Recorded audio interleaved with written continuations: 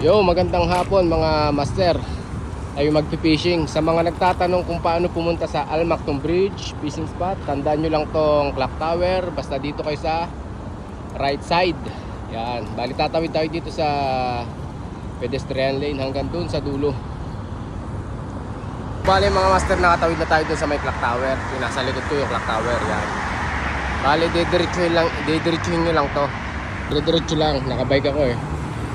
Kung gusto niyo naman na kung nakasasakyan kayo, mas malapit sa sa Dubai Court. Search niyo lang Dubai Court. Yan. Yun ang pinakamalapit na parkingan sa Almactong Bridge. Bale, mag-ano lang kayo na lalakad lang kayo mga 7 minutes, 5 minutes lang. Nandun na kayo sa fishing spot pagka-park niyo ng sasakyan niyo. Yung mga master, bike muna tayo, sobrang init ngayon sa Dubai. Yan, dito tayo tatawid dyan sa pedestrian lane ulit. Nakatawid na ulit tayo sa pedestrian lane. Dire-diretso lang to hanggang sa pakya tayo ng tulay mga master. Dire-diretso lang hanggang dun sa dulo. So may isa pang pedestrian lane dito na tatawiran nyo. Kunting ingat lang mga master kasi mabibilis yung sasakyan. Yan. Ito yung last na pedestrian lane na tatawiran nyo. Yan, kunting ingat lang at maraming sasakyan na mabibilis dyan. So nandito na tayo master sa Almactong Bridge. Yan, malipakit na tayo ng tulay. Paahon ba?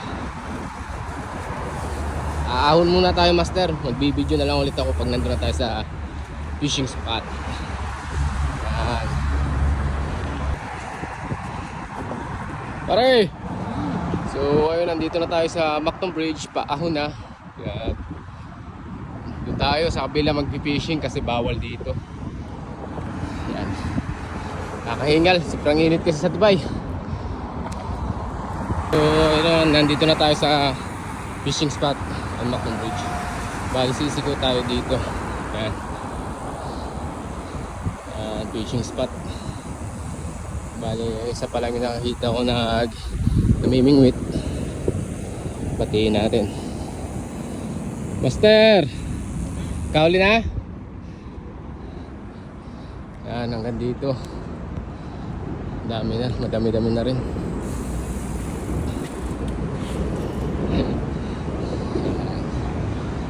Tingin tayo dito kung may mga nahuli na. Dito na tayo sa Almactong Bridge, mag-set up tayo. May kaunting tropa doon. Yan, tatlo. Sobrang init.